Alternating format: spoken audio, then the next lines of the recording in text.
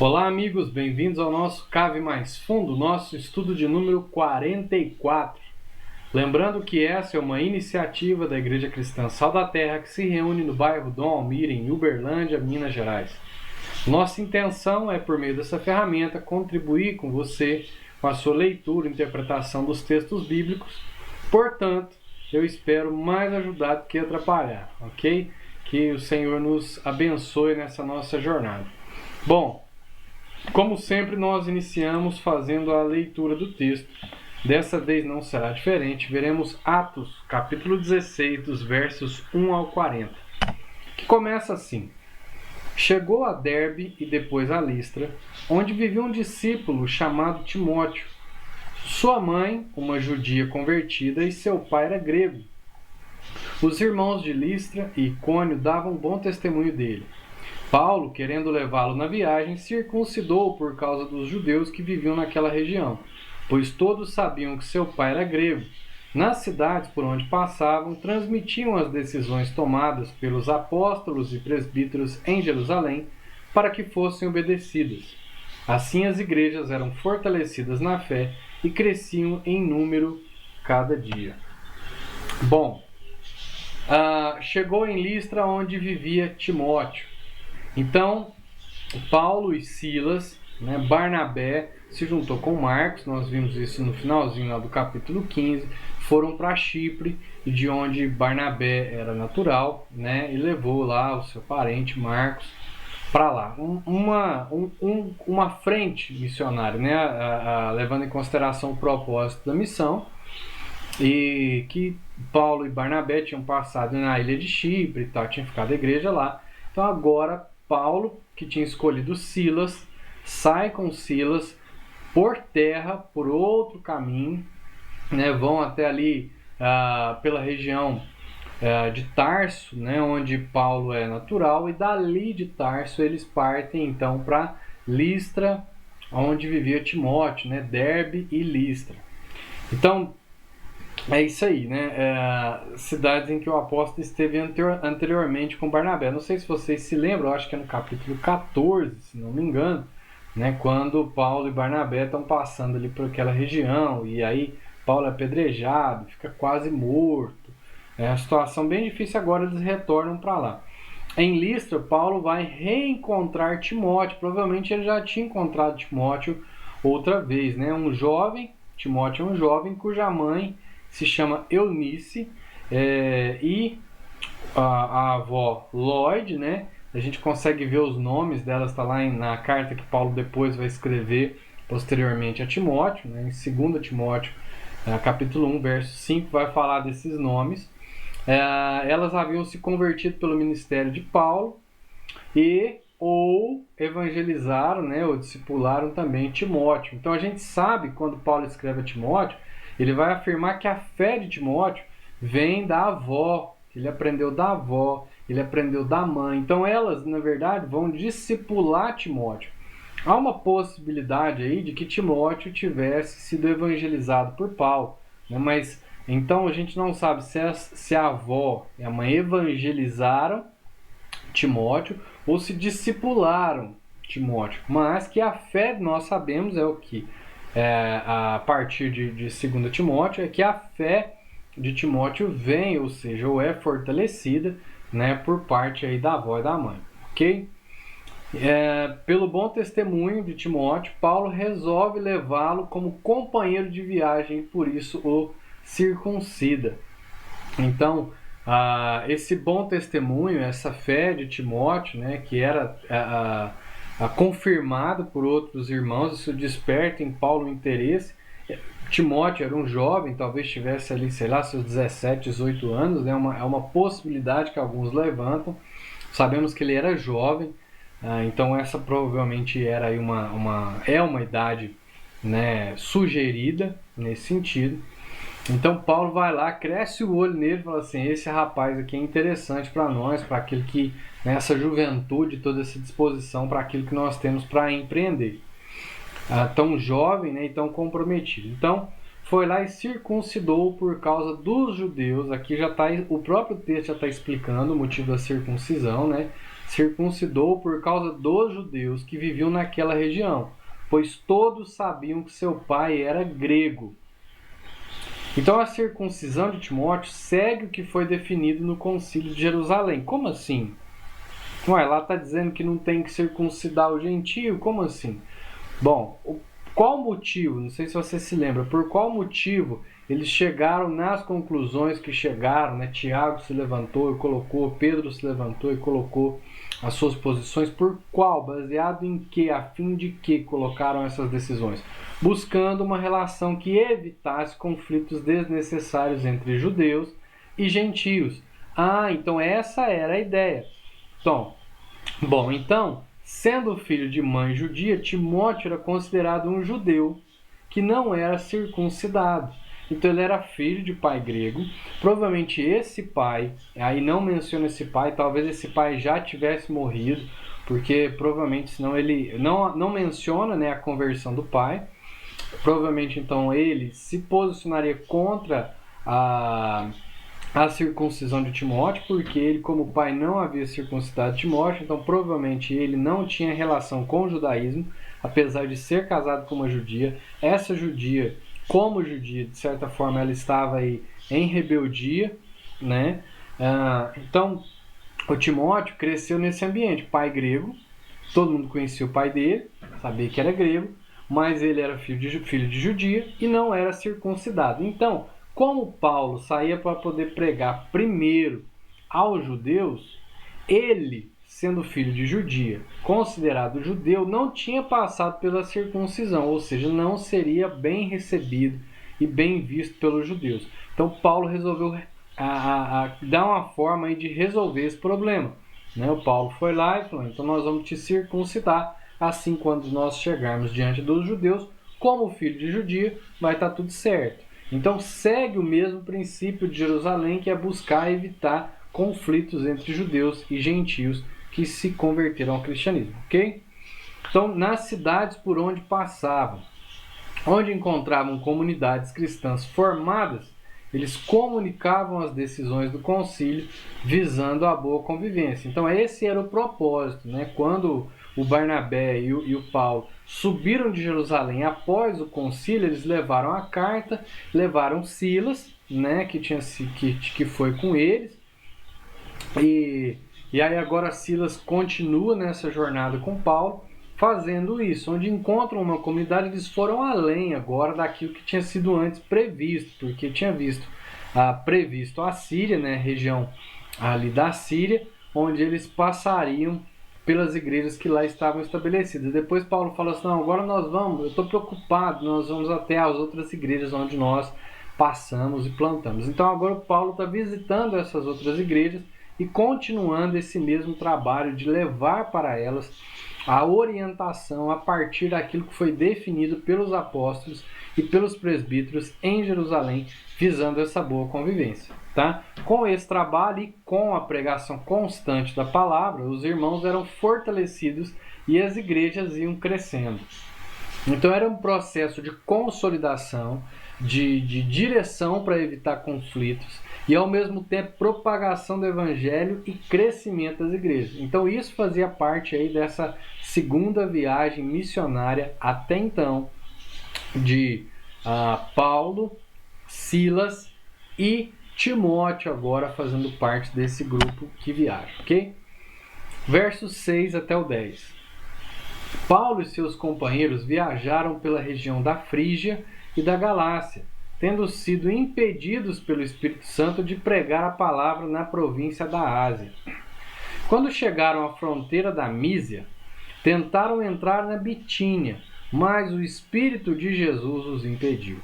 Então contornaram a Mísia e desceram a Troade.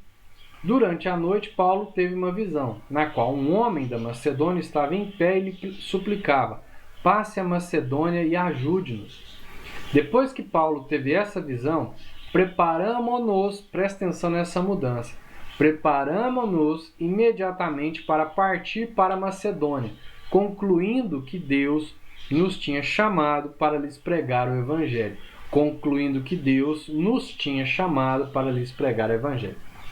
Muito legal esse pedacinho aqui. A gente vai observar agora uma mudança nesse trecho, que vai ter alguma alteração mais para frente, ok?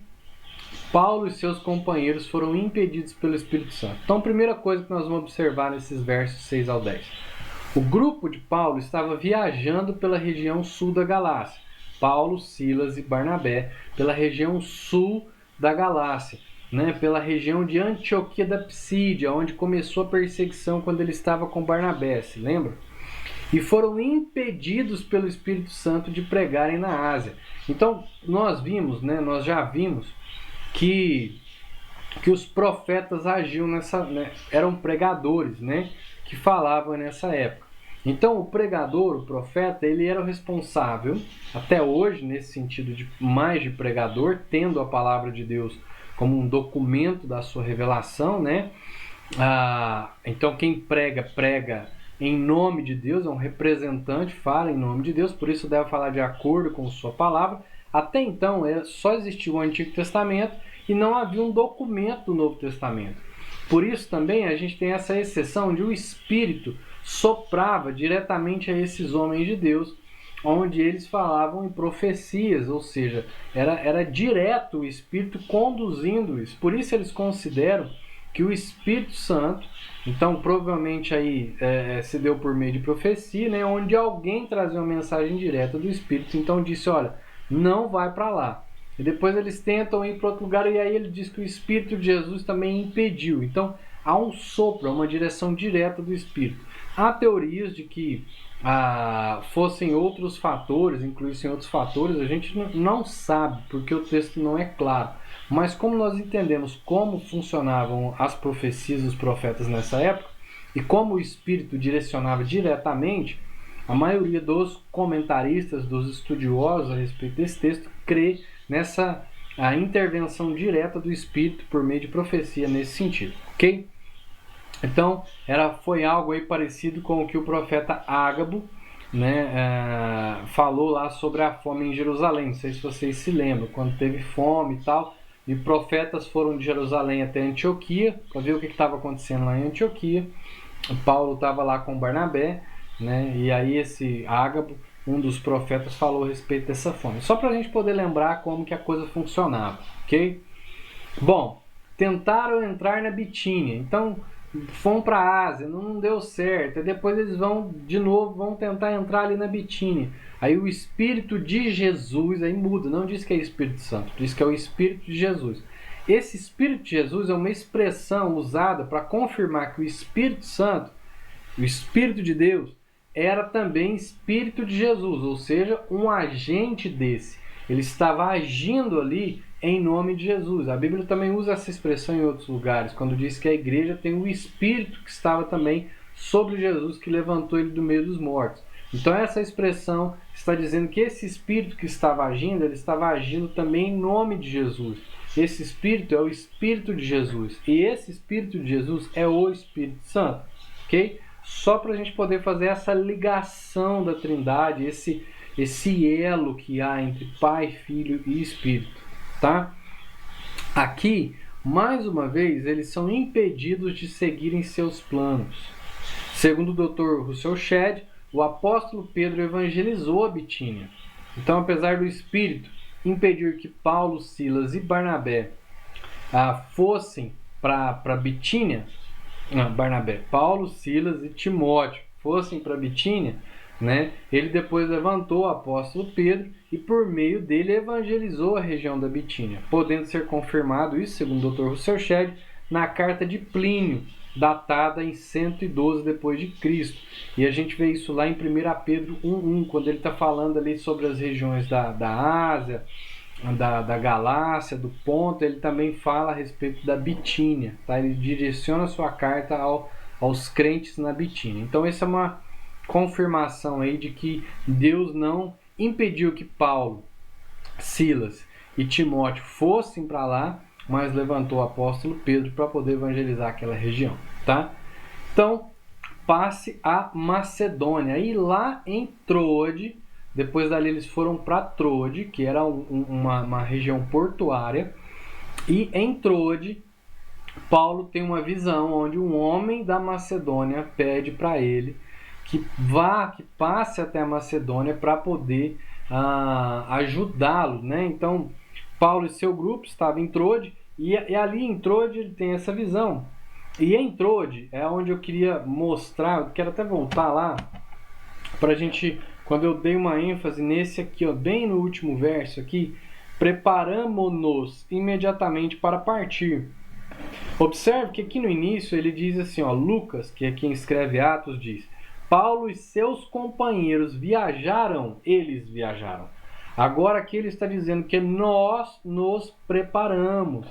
Então, aí a gente já consegue entender, como a gente sabe que é Lucas que está escrevendo, que em Trode foi quando Lucas se uniu ao grupo. Então agora a gente já consegue perceber que o autor desse documento, desse segundo documento, escrito para Teófilo, né, que é Lucas, agora se inclui, apesar dele não dizer, então eu fui lá e tal, né, fiquei, nós já percebemos que Lucas estava aí. E nós vamos perceber quando Lucas se une e quando Lucas se separa por meio dessas expressões, entendeu? Que ele coloca aqui, dessa a terceira pessoa e tal. Então é isso, eles vão depois para Macedônia e Lucas se une a eles em Trode, ou seja, Lucas estava em Trode, né, e ele vai para Filipos com eles. Bom, dos versos 11 ao 15. Partindo de Trode, navegamos diretamente para Samotrácia e no dia seguinte para Neápolis. Dali partimos para Filipos, onde eles vão então se estabelecer, né, na Macedônia. Aí ele está dizendo como era Filipos, que é colônia romana e a principal cidade daquele distrito. Ali ficamos vários dias. No sábado saímos da cidade e fomos para a beira do rio, onde esperávamos encontrar um lugar de oração. Sentamo-nos e começamos a conversar com as mulheres que se haviam reunido ali. Uma das que ouviam era uma mulher temente a Deus chamada Lídia, vendedora de tecido de púrpura, da cidade de Tiatira. O Senhor abriu seu coração para entender a mensagem de Paulo. Tendo sido batizada, bem como os de sua casa, ela nos convidou dizendo: se os senhores me consideram uma crente no Senhor, venham ficar em minha casa. E nos convenceu. Então, Filipos, vamos entender um pouquinho dessa cidade de Filipos e talvez assim, com isso a gente consegue entender também por que Deus enviou Paulo e seu grupo para Filipos. Lembrando que a estratégia de Paulo era sempre ir até essas cidades que eram referências para poder, a partir delas, espalhar o evangelho para as cidades vizinhas. Então, a cidade, né, ganhou esse nome em homenagem ao rei Filipe II da Macedônia, que era pai de Alexandre o Grande. Então essa cidade ele estruturou como uma cidade, uma cidade de defesa, né, uma cidade forte, bem estabelecida. Esse rei que fez, que expandiu muito, né, da Grécia, esse rei que expandiu esse império grego, né? Essa cultura grega, helenística, que depois vai se espalhando. Aí Roma, depois nós falamos disso logo no nosso primeiro estudo. Depois Roma vem aprendendo da Grécia, aprendendo de Alexandre o Grande, né? Daquilo que ele construiu. O pai iniciou, mas ele foi o principal agente de expansão, de dominação e tal. E aí eles estabelecem essa cidade, mas depois Roma vai tomar esse lugar, né?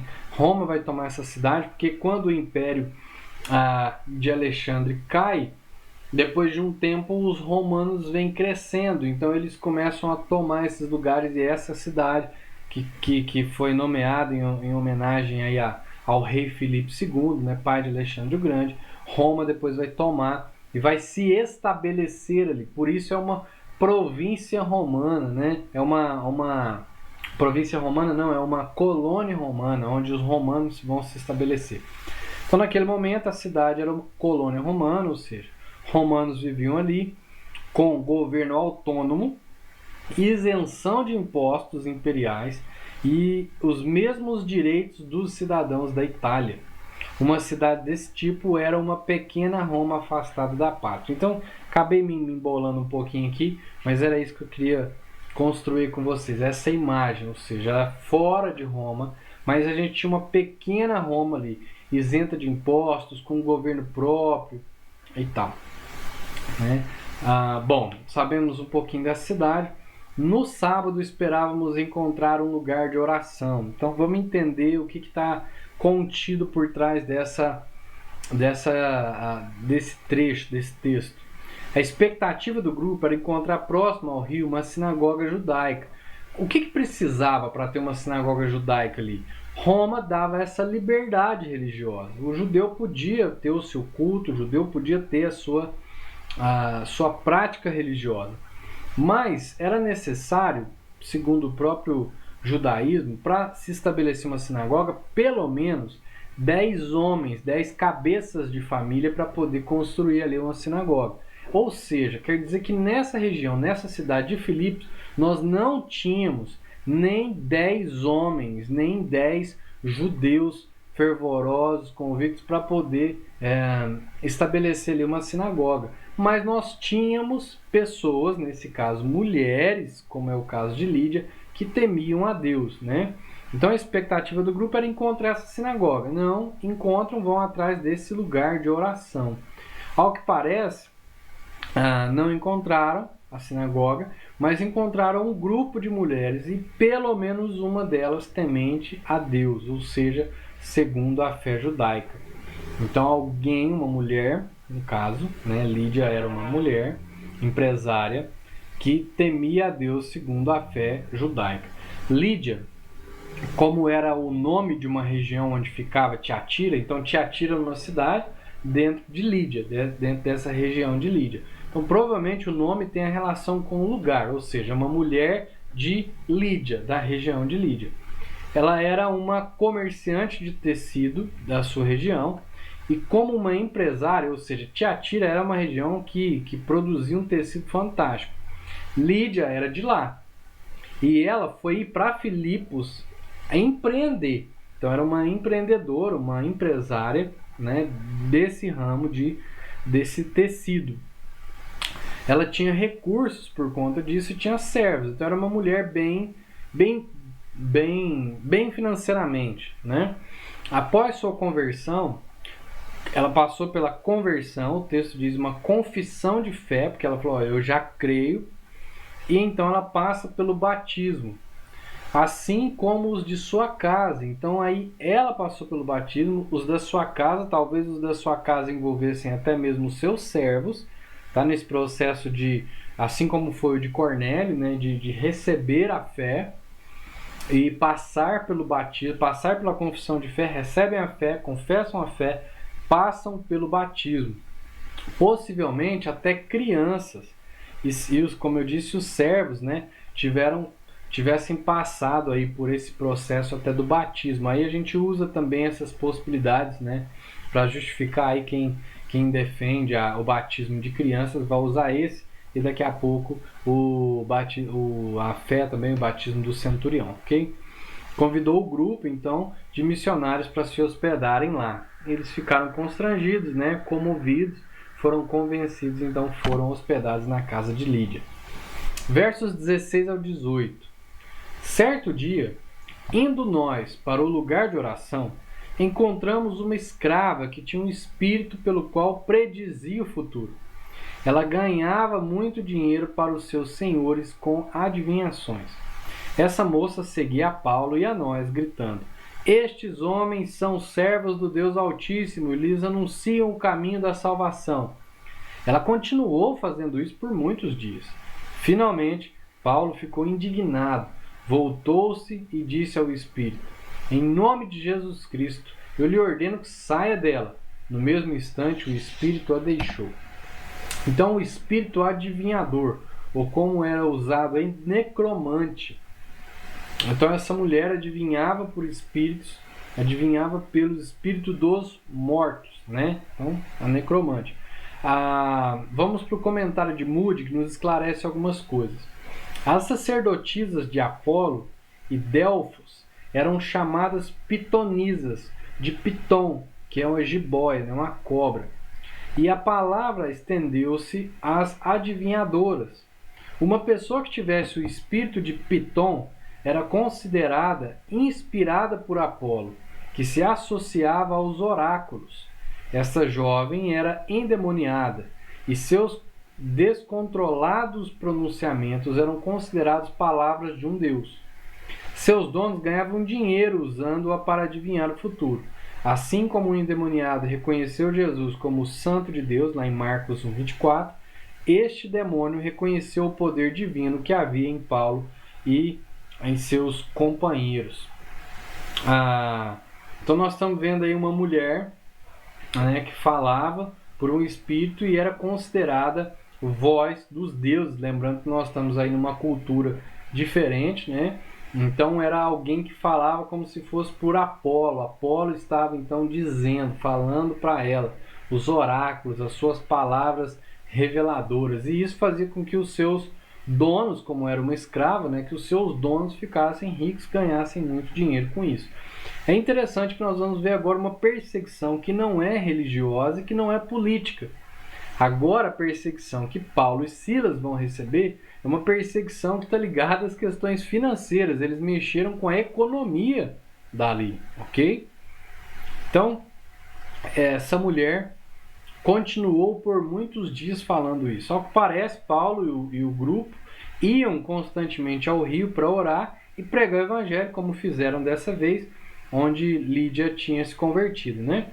Por onde ia uma mulher por meio de demônio, e insistia em falar que eram aqueles homens, quem eram aqueles homens e o que estavam fazendo ali. Paulo, já indignado com aquilo, expulsa o espírito maligno dela, né? Então, o Paulo já estava assim, já injuriado, né, com essa situação, com a situação dessa mulher, porque ela estava ali falando a respeito de quem eles eram e o que eles tinham vindo ali fazer. De certa forma, não sei, né, talvez isso pudesse ajudar ou atrapalhar naquilo que eles estavam fazendo, ou chamar demais a atenção para eles, de forma que estivesse parecendo como é a desculpa, né, que eles vão usar, os donos dessa escrava vão usar, para poder fazer com que Paulo e Silas sejam açoitados, né, passem ali por açoites, porque eles poderiam ser acusados de estar promovendo ali uma baderna, né, uma balbúrdia em nome da sua religião. Então, versos 19 ao 26. Percebendo que a sua esperança de lucro tinha se acabado, os donos da escrava agarraram Paulo e Silas e os arrastaram para a praça principal diante das autoridades. E levando-os aos magistrados, disseram: estes homens são judeus e estão perturbando a nossa cidade, propagando costumes que a nós, romanos, não é permitido aceitar nem praticar. A multidão ajuntou-se contra Paulo e Silas e os magistrados ordenaram que se lhes tirassem as roupas e fossem açoitados. Depois de serem severamente açoitados, foram lançados na prisão. O carcereiro recebeu instrução para vigiá-los com cuidado. Tendo recebido tais ordens, ele os lançou no cárcere interior e lhes prendeu os pés no tronco. Por volta da meia-noite, Paulo e Silas estavam orando e cantando hinos a Deus. Os outros presos os ouviam. De repente houve um terremoto tão violento que os alicerces da prisão foram abalados. Imediatamente todas as portas se abriram e as correntes de todos se soltaram. O carcereiro acordou e, vendo abertas as portas da prisão, desembainhou sua espada para se matar, porque pensava que os presos tivessem fugido. Então a esperança de lucro acabou. Aqueles homens ganhavam dinheiro às custas das adivinhações daquela mulher endemoniada, né? Então, livre do espírito que a aprisionava, já não podia mais fazer as predições e dar lucro aos seus donos. Então, Paulo e Silas mexeram com a economia, com parte da economia daquele lugar, né? Com essa ação. Então, eles arrastaram para a praça principal. Os arrastaram para a praça principal. Era o ágora, né? Não sei se você já viu um filme do ágora ou se conhece essa expressão. Né? Ela é de um costume, de uma formação grega da sociedade, né? Onde você tem o ágora, que é a praça principal, onde os assuntos são tratados. Então, isso acontecia, né? Paulo e Silas, eles iam para esse rio que ficava às portas da cidade, fora da cidade, né? Então, quando isso acontece, talvez tivesse acontecido fora ou na periferia da cidade. Aí esses homens arrastam Paulo e Silas, talvez com a ajuda de outros, né? De outros servos, arrastam e levam para a praça principal, para o ágora.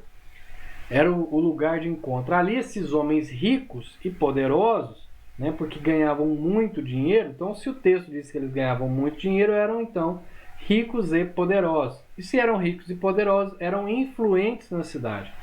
Eles vão lá e apresentaram Paulo e Silas como judeus que estavam propagando costumes que os romanos não poderiam praticar.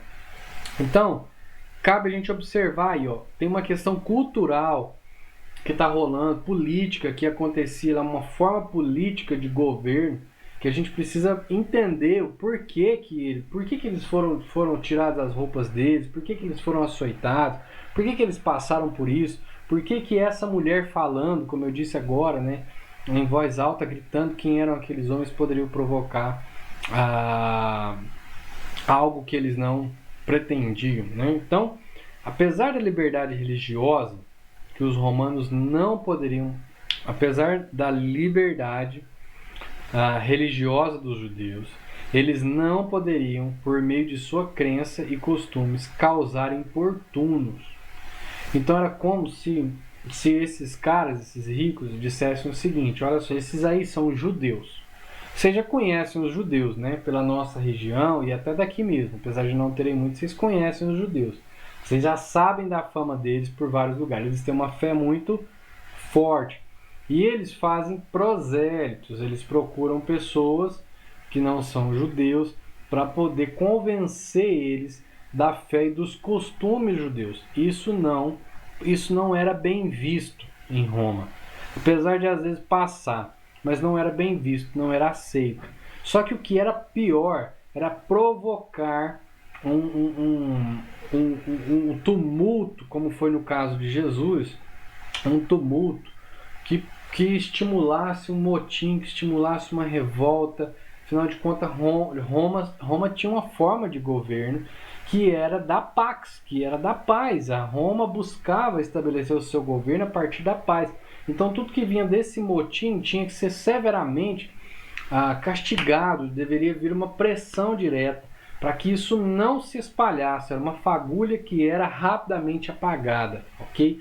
Então é isso que está acontecendo e esses homens poderosos estão acusando Paulo e Silas de estarem provocando isso por meio da sua fé, da sua religião. Então por isso eles vão lá e agem dessa forma. Então os magistrados ou os pretores, né, que possivelmente fossem sargentos, então magistrados eram prefeitos, só que isso está no plural, é considerado muitos, então talvez fossem sargentos, fossem homens do exército, né, da guarda. Bom, eles ordenaram que fossem açoitados, o que, segundo a lei romana, não era permitido a um cidadão romano, mas que por falta de investigação prévia não foi conferido sobre Silas e Paulo. Então Silas e Paulo não passaram por um devido julgamento e já foram logo, como judeus, levados ao açoite, à exposição e ao açoite, né? Severamente açoitados. Então Paulo e Silas tiveram suas roupas rasgadas, ou seja, foram expostos à vergonha e posteriormente a açoites e ainda presos em lugar seguro, sendo acorrentados pelos pés e entregues aos cuidados de um carcereiro. Na verdade, foram entregues aos cuidados do carcereiro e esse, com a responsabilidade que tinha, sabendo a responsabilidade que tinha, vai lá e, para não perder eles, acorrenta eles pelos pés em troncos que ficavam presos na parede. Paulo e Silas estavam machucados, né, orando e cantando. Então, mesmo feridos e cansados, por volta da meia-noite, eles louvavam a Deus e oravam, enquanto os outros presos ouviam. É interessante que o texto diz isso, que os outros presos ouviam. O texto está dizendo que haviam outros presos. E o texto está dizendo que todas as portas foram abertas, mas esses presos também não fugiram. Olha só que coisa interessante, né? E não fugiram, talvez, porque estavam ali ouvindo as orações e os louvores de Paulo e Silas. De repente, um forte terremoto libertou todos os presos. Ou seja, ele abriu as portas, ele abriu todas as portas do cárcere, todas as portas das celas foram abertas. Esses homens poderiam ter saído e não saíram. O carcereiro, quando ele acordou, ele estava lá cochilando, acordou, percebeu aquilo, que ele fez? Desembanhou a espada que ele carregava e ia se furar com essa espada, ele ia se matar com essa espada. Por quê? Porque, segundo a lei romana, se um carcereiro deixasse um prisioneiro fugir, seria responsável pagando com a própria vida. A gente pode ver isso, né? Onde Herodes manda matar aqueles os responsáveis lá por Pedro e tal. Na época, isso a gente vê lá em Atos 12, 19. Então aqueles homens lá morreram. Esses aí agora, esse carcereiro, esse único carcereiro, que é o que o texto diz, também iria se matar. Antes que o matassem, ele mesmo iria se matar. Então, ele vendo esse tamanho problema, né, como todos os presos ali libertos, ele quis cometer suicídio. Aí ele desembanhou a sua espada, né? Então Paulo gritou: não faça isso, estamos todos aqui. O carcereiro pediu luz, entrou correndo e trêmulo prostrou-se diante de Paulo e Silas. Então levou-os para fora e perguntou: senhores, que devo fazer para ser salvo? E responderam: creia no Senhor Jesus e serão salvos você e os de sua casa. E pregaram a palavra de Deus e a ele e a todos os de sua casa. Naquela mesma hora da noite, o carcereiro lavou as feridas deles.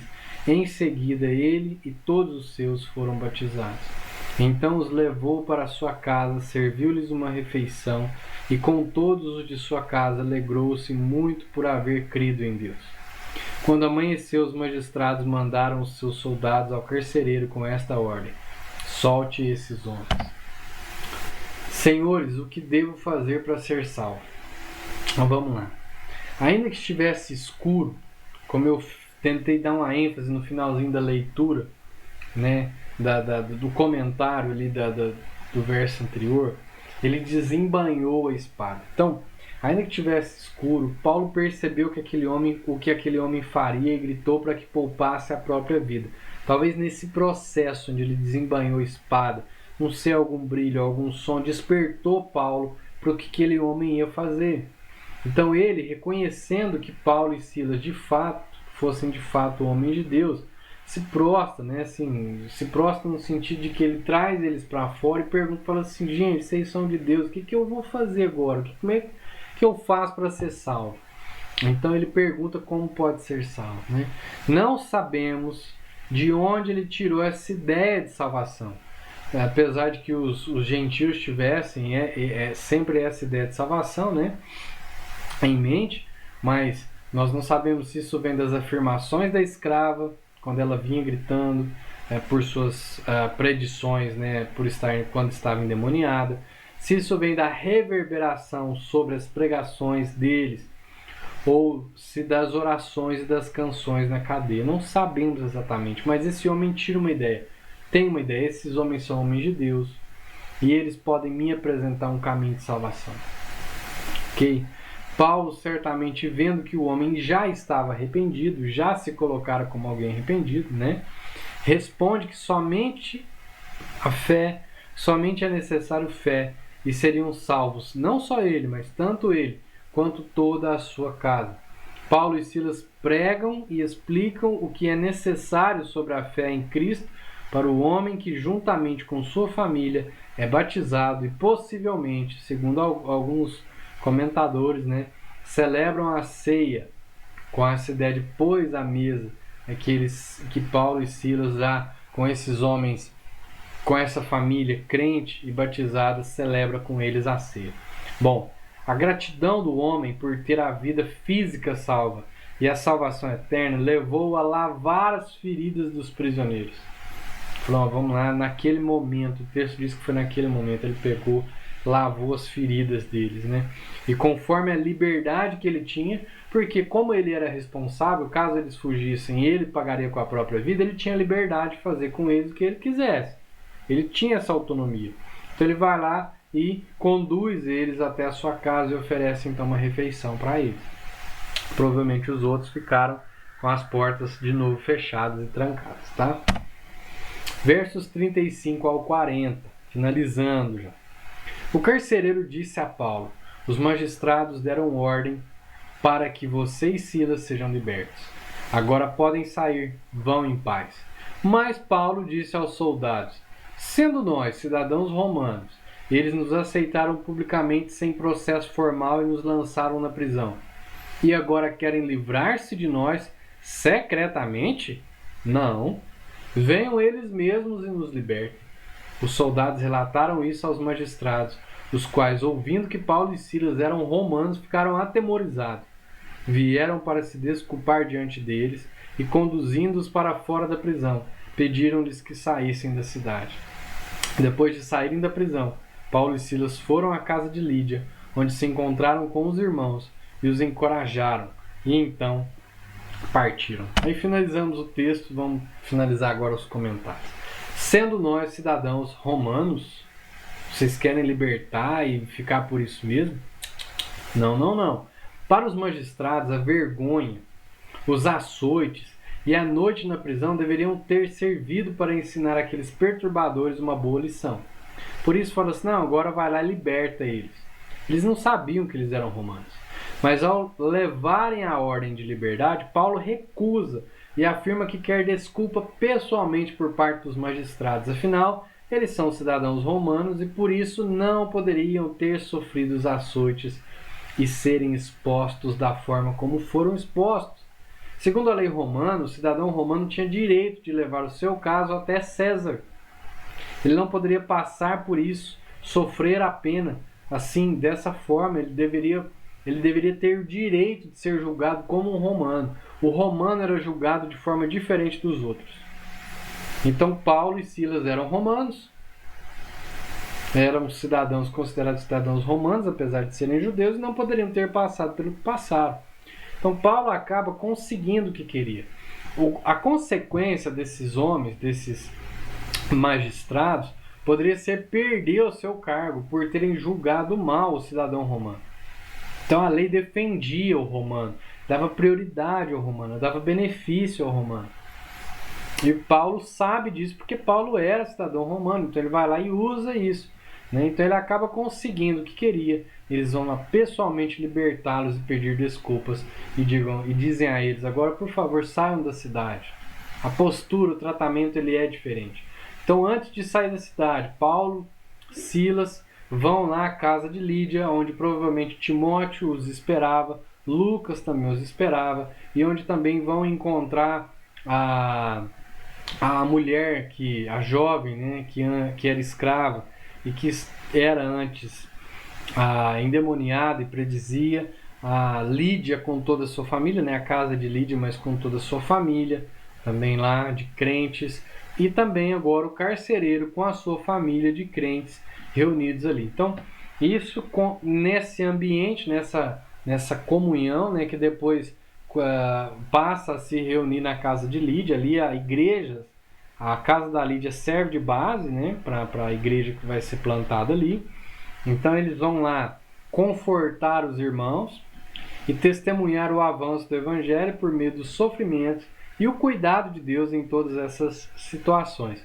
Depois Paulo, Silas e Timóteo seguem viagem, mas Lucas vai permanecer ali em Filipos para poder ajudar a estar com os irmãos naquele lugar. Ok? Então, em síntese, o que nós vimos hoje? Nesse estudo de Atos capítulo 16, nós vimos Paulo e Silas recrutando o jovem Timóteo, circuncidando o rapaz e visitando as igrejas na região sul da Galácia, a fim de comunicar o definido pelos apóstolos e presbíteros em Jerusalém. Vimos isso no início. como o Espírito Santo os impede de ir para a Ásia e os conduz de Troade, onde Lucas se junta ao grupo, à Macedônia. Como foi sua chegada em Filipos, onde encontram a empresária Lídia, que se converte com sua família e torna sua casa uma base para a plantação da igreja em Filipos. Vimos também como uma jovem escrava é liberta de possessão demoníaca e, por causa da perda de lucro que ela dava aos seus senhores, Paulo e Silas são açoitados e vão parar na prisão. Como o carcereiro é salvo juntamente com sua família, Paulo e Silas são soltos logo após receberem pessoalmente pedido de desculpas dos magistrados romanos, e antes de deixar a cidade visitam os irmãos na casa de Lídia. E depois saem dali Paulo, Silas e Timóteo, sendo que Lucas fica lá, ok? E na prática, o que nós podemos aprender com o que nós lemos hoje? Pelo menos 3 coisas. A primeira delas: apesar dos planos e estratégias que traçamos para o avanço do reino, ou seja, envolvidos no reino e tal, nós traçamos planos, metas, isso tudo é lícito. A palavra final vem de Deus, que age por meio do seu Espírito Santo. Paulo, Silas e Timóteo certamente tinham uma boa estratégia missionária para o avanço do reino, mas o Espírito Santo os impediu e guiou-os em outra direção.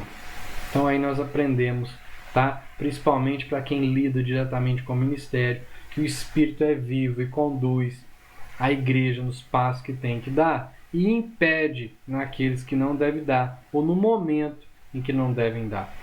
Eles não foram para Bitínia, mas Pedro foi, plantou ali, né, espalhou ali o evangelho, plantou ali a igreja. Então, é isso. Deus continua cuidando de tudo. Ok? Segunda coisa que a gente pode aprender: quando o evangelho chega na vida de alguém, ele funciona como um fermento que cresce ocupando espaços. Com a conversão da avó e mãe de Timóteo, ele foi salvo. Com a conversão de Lídia, sua casa foi salva. Com a conversão do carcereiro, sua família foi salva. Com a conversão de cada um de nós, o evangelho chegou até você e eu, e deve ser compartilhado de forma poderosa com nossos familiares próximos para que todos sejam salvos. Então essa é uma dinâmica do evangelho, essa é uma dinâmica no reino, do reino, ok? Terceira coisa: Deus permite o sofrimento de seus servos para que o evangelho alcance os perdidos e o reino avance.